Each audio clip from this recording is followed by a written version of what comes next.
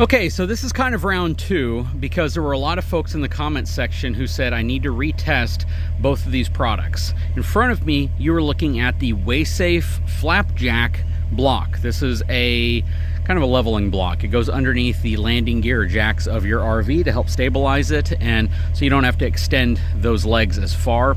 Next to it, we have the Andersen jack blocks, and these are the same samples that we used in the first testing run. If you didn't see that video, go back and check it out because we torture tested the heck out of both of these with my mini excavator.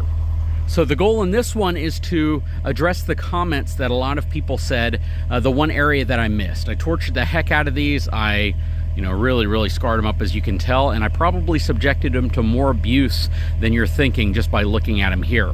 That said, in this one, we're gonna add a few more torture testing tests to this example, just so we can see if they can withstand it. Okay, so what a lot of folks said was that the tests I did were really good, but I missed some important ones, and that is uneven ground. So, on the corner of the driveway here, we have about a 1.5 to 2 inch drop, or lip right here, and we're on gravel right here, or reclaimed asphalt, which is a very common material that you might find yourself parked on.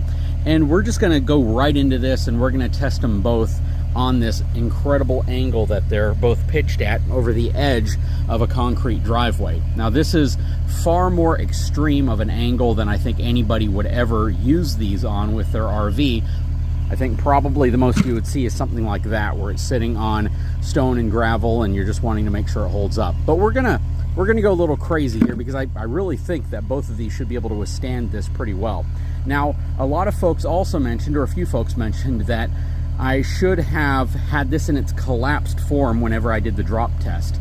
The reason why I didn't is because I want to be fair with the testing. That yes, you could drop them while they're fully collapsed, but the reason why I taped them in the open position like this is because, in all fairness, that is the structural configuration that they're intended to be used in. Now, I know if you drop them from 2 feet off of the ground, there's really not going to be any damage really in any configuration, whether they're folded up or collapsed or they're in their deployed state.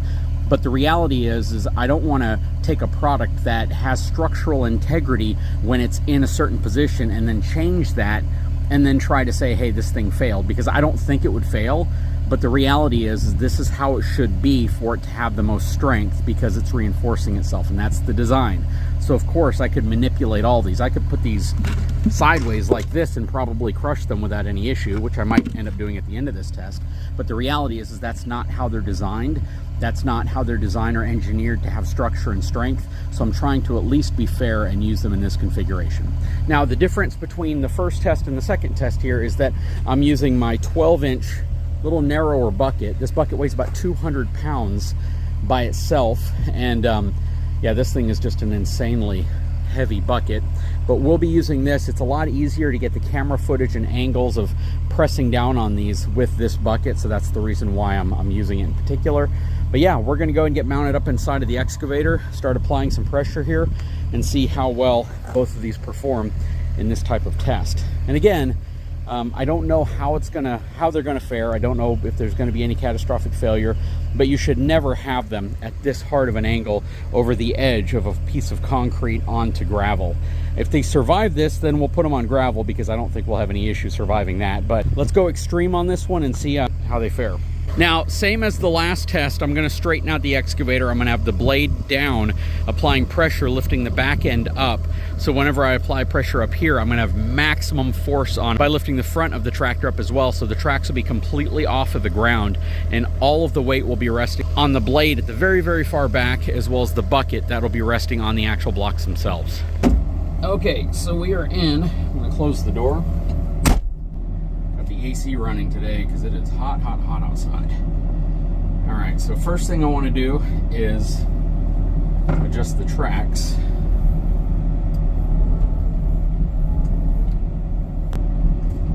Now I'm going to lower my blade in the back. Okay, so the back, or at least the front, is off the ground, and let's go ahead and do this. So we're going to start with the Andersen jack block.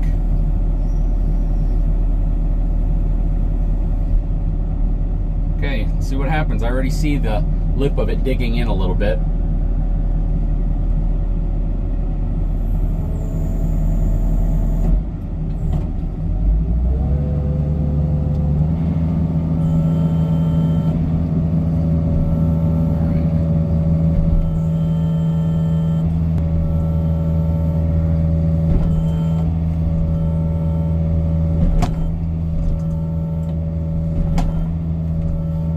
See the jack block is digging in, and that's partially because it has an open base to it. All right, let's do the same thing here.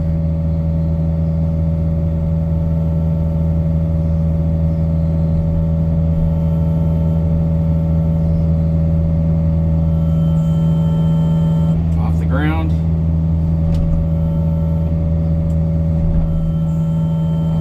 It is also digging in. Let's see if I can reposition that a little bit. So,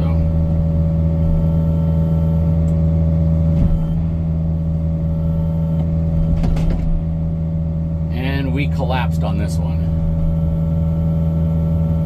All right, so yeah, we're gonna get out and take a look at that. Okay, so I haven't touched either of them yet. Start with the jack block. You can definitely tell it's deformed a bit where I was hitting on the edge, and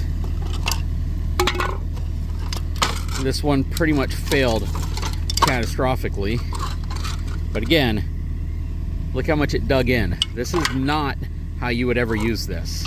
So it's not really a fair test, to be honest with you, because we're using this in such an extreme way that there's no way you would have your RV sitting like this with it resting like that. It just would not make any sense at all. But what we might go ahead and do is grab another one. Now this thing definitely warped a little bit, but maybe we'll try the test, but we'll just try it on this asphalt ground, because this is a softer ground and the type of ground I think a lot of people were expecting. But we know what the limitation is at this point. We know that it will fail if you have it on an extreme angle, mainly because it'll start to slide, and then when it slides it buckles, and then when it buckles it can break. But this is really thick plastic, and I can tell you that it definitely went through a heck of a lot. Again, I don't think anybody is going to subject one of these things to this type of torture, but yeah, this one's pretty much trash except for the ends. The ends are actually still in pretty good shape. Let's get a new one out and try it on this soft ground. But before I do that, let's flatten it out a little bit, because I think most people tend to do this before they use their jack blocks. I'm going to keep a couple of these larger rocks here in the bottom as well, so whenever we put these in place, we'll see how it performs. I think the benefit that the Flapjack will have is the fact that it has essentially a flat base when it's down, whereas the Andersen block has this open base. So this is more likely to dig in. But because of that, it's going to transfer some of the energy a little bit more efficiently than with something like this, believe it or not, because when you're on this type of soft ground, a rock or something like that could potentially dig into this and compromise it. So let's see what happens. Okay, so because I highly doubt I've compromised the integrity of the Andersen trailer jack block, mainly because of its inherent design, I'm going to continue to use this one, but I have a brand new Flapjack out now, and what I'm doing for the ground area is going to be a little bit different. So I understand that if I put a bunch of rocks in the center, well, they're just going to go into that recessed cavity right there, and you're not really going to be testing much out. So what I'm going to do here is I'm going to take a couple of these larger chunks and I'm going to position it so the edge of the jack block is sitting on these, because this is a real scenario that you could encounter. But with the Flapjack, instead of just doing that, I'm going to put some around the edge, but then I'm going to have this larger one right in the middle. So this is going to be sitting in a really precarious position here, where we have some on the edge right here, on the other side, and then one right in the middle, because this is flat. So I want to see how that pressure gets applied with both of these. So this is what the testing is going to look like. Again, I'm trying to be very unbiased here. I don't have any preference of one over the other than the fact that I like how this one collapses for stowability, and this one's pretty dang tough, and I've beaten the snot out of these before, so I kind of have an expectation of this one.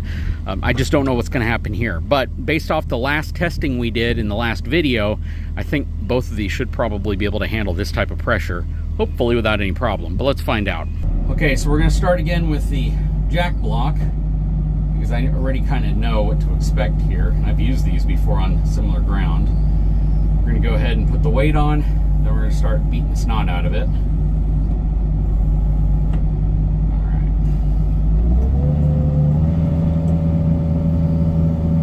Alright, and this one is going to sink, I'm guessing. Yeah, I actually got to the point to where it just barely lifted the tractor off the ground because it's sinking in. And if I hit beat on this thing, it's probably just going to continue to sink in. And this is what some people thought would happen. It would just sink in, which is what it's doing. And I could probably get this thing pretty much flat to the ground if I want to. Let's try the Flapjack now. And I want to try to get as flat on it as possible. Okay, there we go. And this one's probably going to sink in a little bit, but I have a feeling this one could break as I start to bang on it. But let's find out. We're going to put the weight on it first.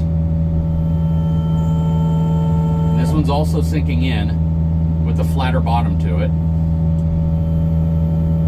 Again, we have about, I can put all the way at around 5,000 to 6,000 pounds worth of downward pressure on each one of these, which is way more than most RVs would ever apply to these. So let's start banging on it now and see what happens.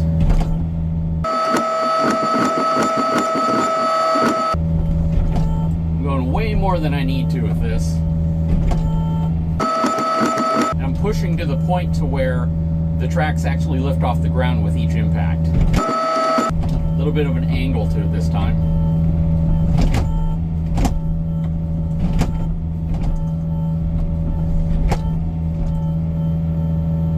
Going back to the jack block.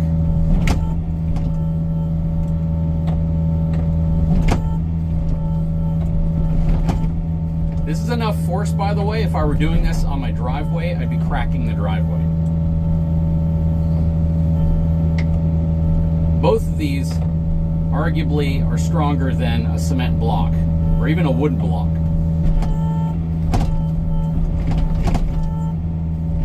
That one's pretty much flush to the ground and that one's very close to the ground. Let's get these pulled out of the ground to see what they look like. Well, I think definitively I can say this surpassed the testing I think most people expected when they asked me to do this on softer ground. So I might have to take this one apart because it's actually buried in there. The base is under here somewhere. Wow, it is like way under there.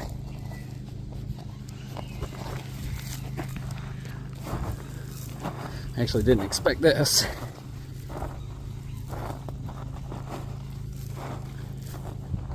I literally dug it into the ground in a way that is making it a bit of a challenge to get back out of the ground. So,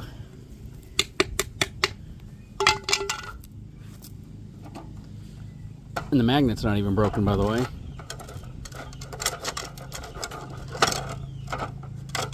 It's got a bunch of dirt in there. Let's get the jack block out of the ground.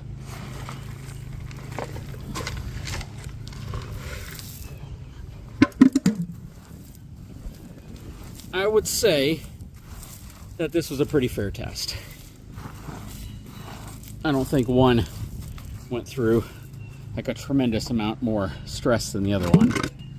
So yeah, it's got some scarring, but I'd be very honest with you. This thing right here could probably easily have no problem at all holding an RV. I mean, a lot of people, you think about the lip and the fact that this lip right here would make you believe that if you're not on the lip, you're gonna make this thing collapse. But check it out. I mean, almost every impact on this thing has been on the lip itself, and the structural integrity of this block is still intact.